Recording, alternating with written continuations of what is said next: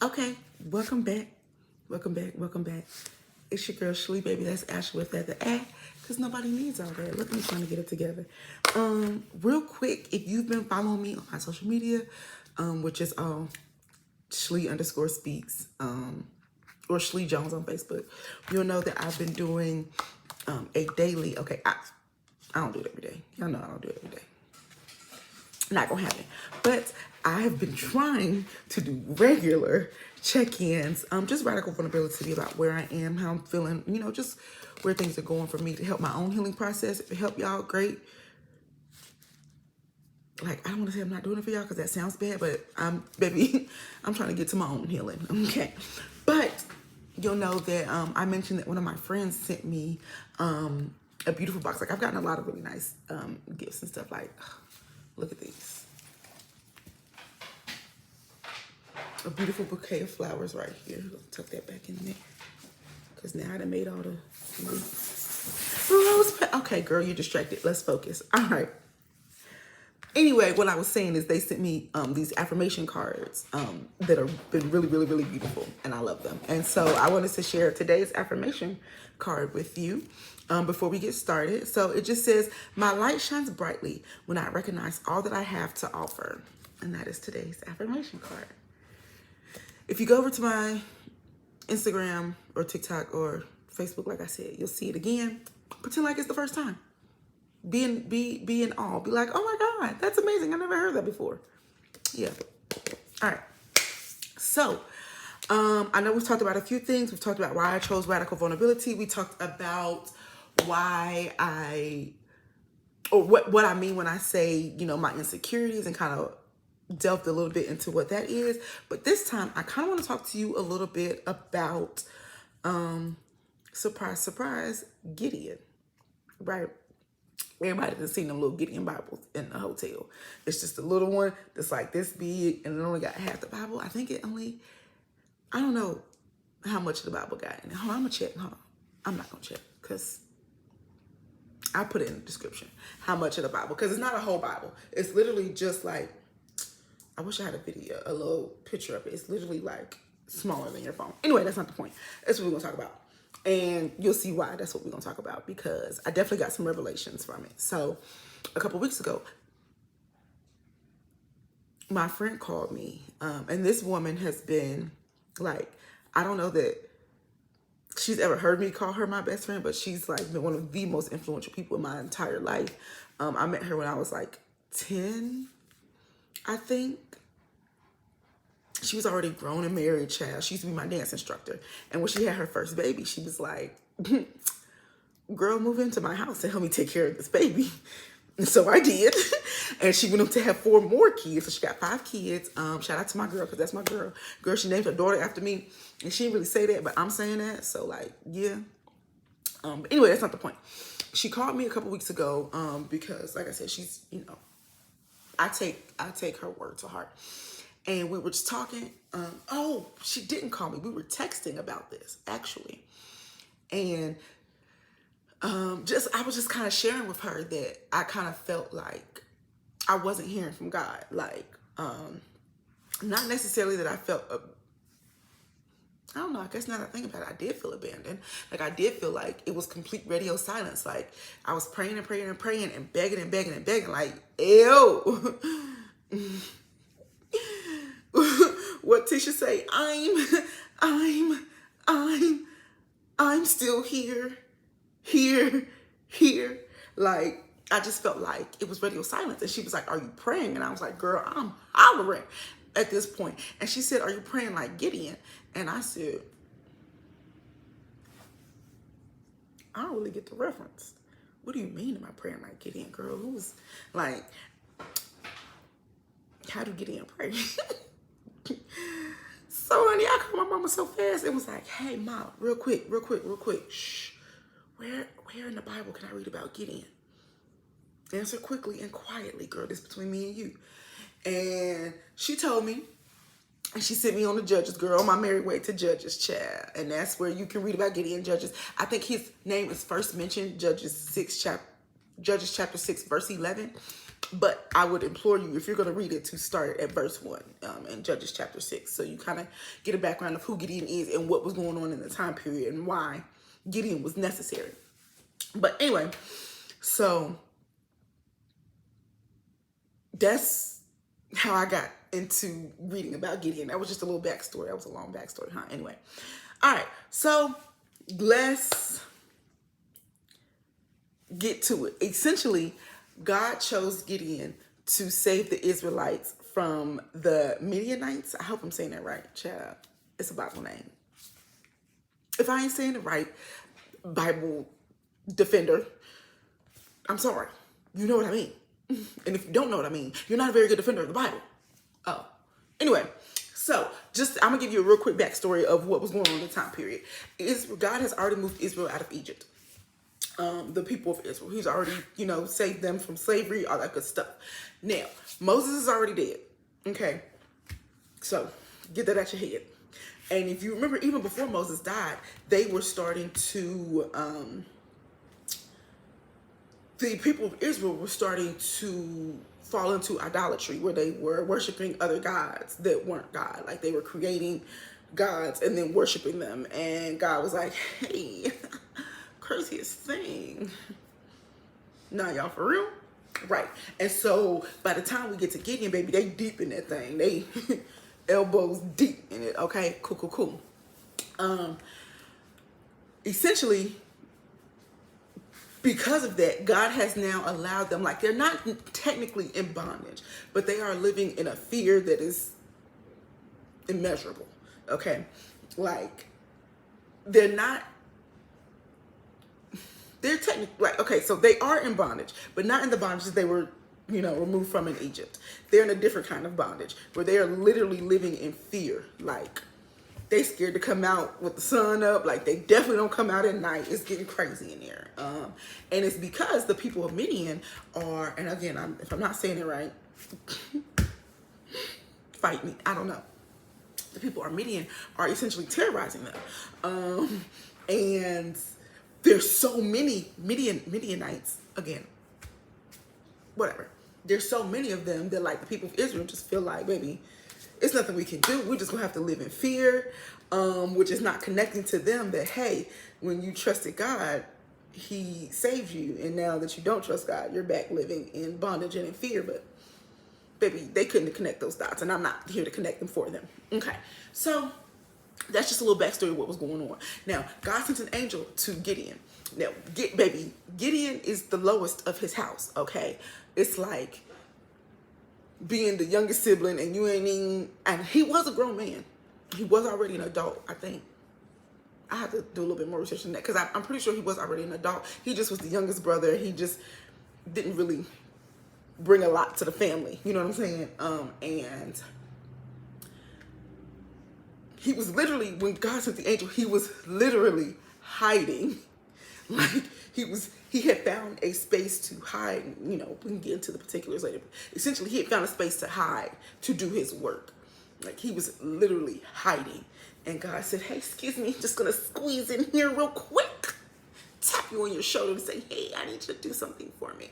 Now, the angel of the Lord came, told him, hey, I need you to go ahead and deliver the people of Israel once again. Gideon said, yeah, that sounds cool, but not for me. Y'all be safe though. And God said, yeah, no. That actually is for you. Like, come on, grab your things, let's go. And Gideon said, I don't believe it. So if you are who you say you are, right? He gave God like 3 different tests, and God like, all right now, I'm gonna keep it cute and do these little tests for you, but I'm gonna keep it up here. Because when I test you, I don't want to hear it. I don't want to hear it. Right. So he does, God, he do the 3 tests. God like, here, little boy, go on. Like it was real small. He was like, hey, I'm gonna leave this fleece out on the ground overnight. Y'all know dew comes overnight, right, in the morning. And he's like, if there's dew on the fleece and the ground is dry, it's God.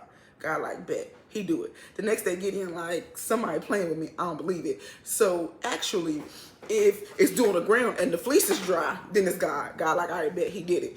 The next day, Gideon like, nah. It's giving YouTube prank. It's giving jokester. This can't really be God. He tested him again. Anyway, that's not the point of the story. They go through this whole thing. I'm actually skipping a lot of parts. Okay, they go through this whole thing. Gideon end up destroying the idols. Whoop, whoop, whoop. Now, God is like, all right, now I done showed you who I am. I done told you who I am. Okay, I told you first. You didn't believe it. I had to show you. I finally got you to believe it. Now, back to the task at hand, because I actually came to ask you to do something. And Gideon like, all right, you know, you are who you say you are. I guess I got to do it. Cool. So God say, listen, gather the folk, rush in. You finna defeat the Midianites. He like, all right, I hear you. So he go around to all of Israel, all of the people of Israel, like, hey, we finna have to go to war. Send your best nigga out. Your biggest nigga, okay? Send your baby Debo if you're in the back. This one's for you. Bring him out. Bring him out. Right. So he end up with 32,000 troops, okay? That sound like we might can make some shape. You feel me? Like, you got 32,000 of them things. I'm not gonna run up on you. You got 32,000 behind you. Cool. God like, yeah, that's cute. Ooh, look at y'all. However, if I send you to fight them with 32,000 people, they're going to say Gideon and the 32,000 people defeated the Midianites. And God said, but he didn't. Like, I chose you to be the physical of it, but I'm defeating the Midianites. So can't go in there with 32,000 people, because it's going to look like you did it and people going to forget that I did it. Cool. So he tell Gideon how to separate who can go and who can't go. And essentially he said, you know, the folks scared. They've been living in fear, baby. The fear didn't disappear because y'all said we go to war in the morning. So Gideon said, hey, anybody who's scared, this is your time to go back to the house. You ain't got to fight with us. Do y'all know how many people went back to the house? He had 32,000 troops now. Do y'all know how many people said, well, since you brought it up, I'm going to just get my keys and go. 22,000 people. 22,000 people. Now, you would think, because the Bible says you couldn't count the Midianites' camels because they were like grains of sand against the ocean, right? Something along that. I paraphrase that. But basically, it was like as many camels as it is grains of sand on the beach, right? Now, I can't count grains of sand on the beach. So you think if it's that many camels, baby, us running up there with 10,000 people ain't really finna do what we think it's finna do. All right, you win, God. You finna have to make this shape, right? Cool, cool, cool. Except God said 10,000 is still too many. You can't go in there with 10,000 people, because if you do, they gonna say the 10,000 in Gideon defeated the Midianites when y'all didn't. I did. So Gideon like, all right, what you want me to do? God said, bet, I'm finna tell you how to get rid of who can't go. Take them down to the river. Let them drink from the river. Now, they gonna drink one or two ways. Some of them gonna bend down and scoop their hands to drink, lap it up. Some of them, I don't remember what the other one was, but it was two different ways that they drank. Okay. Gideon ended up with 300 people who God said can go. 300. That man started with 32,000 people. 32,000. And had to climb that mountain with 300 done. What? Hey, I ain't gonna hold y'all. I would be having a real long conversation with God. Because why give it to me if you was gonna take it from me? But I ain't Gideon. And that's why he chose Gideon and not me. Okay, so hear me out.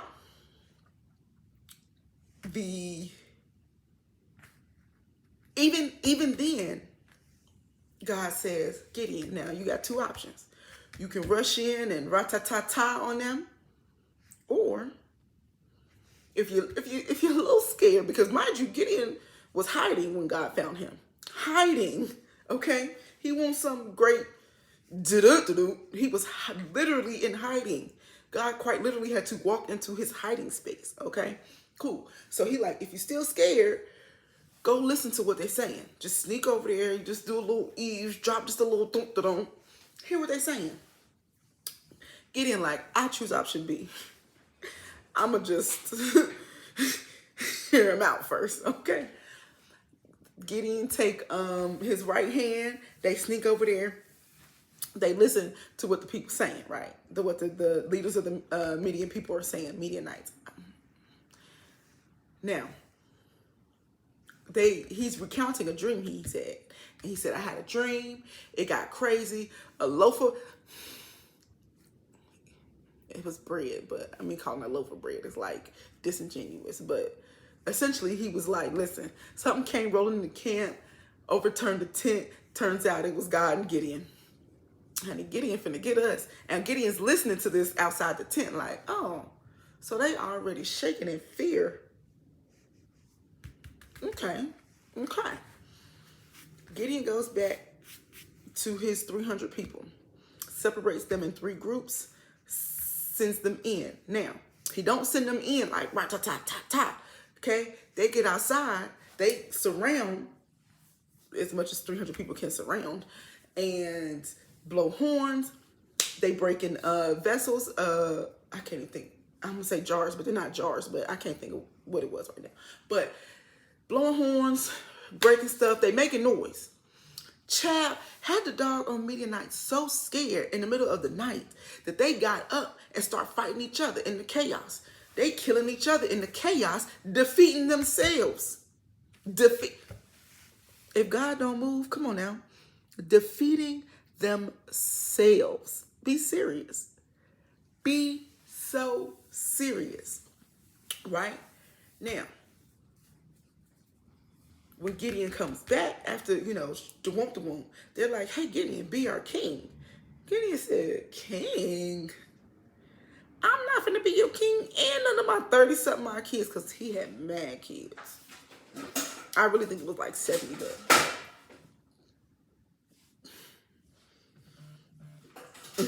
he had mad kids. Anyway, he said, baby, me and my son's not finna be the king. Why would we be the king when we ain't do nothing? God did that. God did that. And that was so. Now, I said all that to say. Okay. So what I took from that story, obviously I didn't, that's just what's relevant to what my takeaway is. You really should read about Gideon for yourself because it's kind of lit. Nah, do he got to do that right now? He said, oh, she recording. Let me make all the noise I possibly can. What the teacher used to say, we'll wait. I'll wait. Right. So, ooh, let me show y'all I ain't got no it.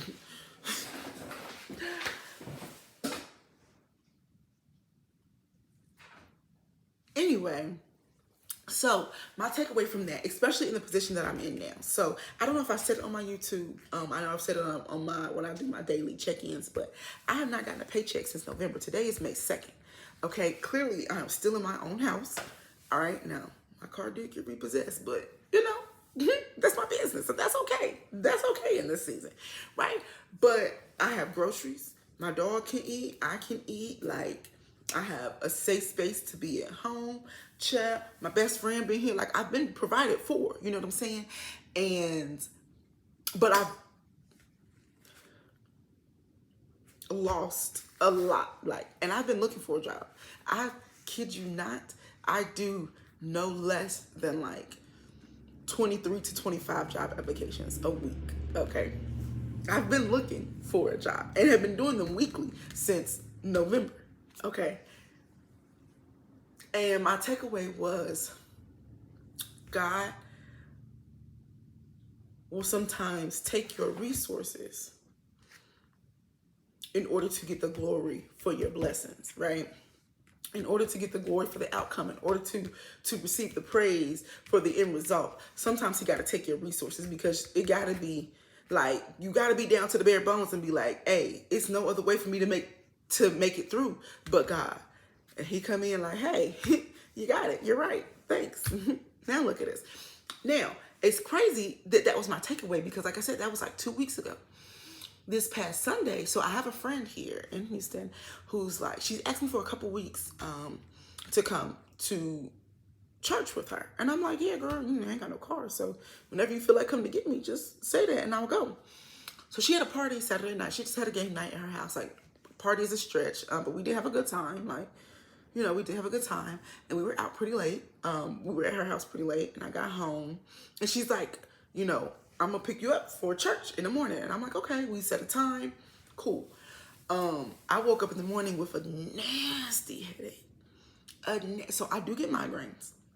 And I woke up in the morning with a nasty migraine. Oh my God, today it was terrible. Like I laid in the bed for hours because the migraine was just that bad. Like it was terrible. And so I text her like, hey girl, how you doing? Cause I got a real bad migraine. And I'm thinking she gonna give me an out. Like I text her expecting an out. Like, I'm finna say, oh, don't worry about coming to pick me up. Like it's fine. Don't worry about it. We'll do next week or whatever. That was my intention when I text her. And that girl texted me back and said, okay, I can bring some aspirin when I come. Girl, you're not reading from your script. I'm trying not to go. Please keep up here. And I said, oh, that's okay. I have some. I guess I'll just get up and get in the shower. So I did. I ended up getting up, getting ready, going to church. Child. Shout out to her for being obedient because we talked about it later. She was like, yeah, I know you tried to get out of it, but God told me that you needed to be at church with me today, so I wasn't giving you an out. And I was like, I'm glad that you did because tell me why the message at church was lifting God up, giving God the glory for his blessings, right? And it was crazy because it literally lined up with what I had already been studying with Gideon. And I was like, oh, not confirmation. Honey, if you know, you know. If you've been there, you've been there. When you get that confirmation, you're like, oh, okay. Girl, I was hooting and hollering and falling all out in that church. Crying. With the Candace special when she folded up the little napkin and, oh, honey, down bad. Down bad, but in the best way. In the best way. When she folded up the little napkin like this and puts it in the corner.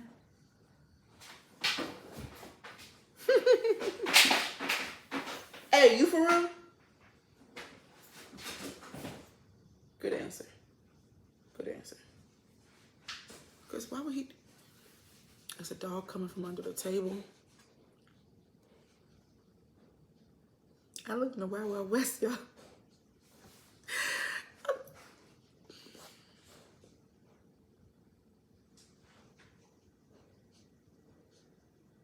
Anyway, so that was my story today. When you feel like all is lost, give God the glory, for real. And I know that may seem counterproductive or counter. That's a reminder to myself that when I feel like all is lost, that means I ain't been giving God enough glory. And that's just what it is. Lift him up. Oh, come on, Hezekiah Walker. Lift him up. Do, do, do, do, do. No, she just stomped on my foot, bro. Higher, higher. Lift him up. Since you got to be in the mix. This is Asada. Say hi, Sasa. Do, do, do, do, do, do, do, do. Higher, higher, lift him up. Do, do, do, do, do, do, do. All right, y'all. That's it. We out of here. Oh, hey, hold on. Come back. Drink some water. Now we out of here, Bobby.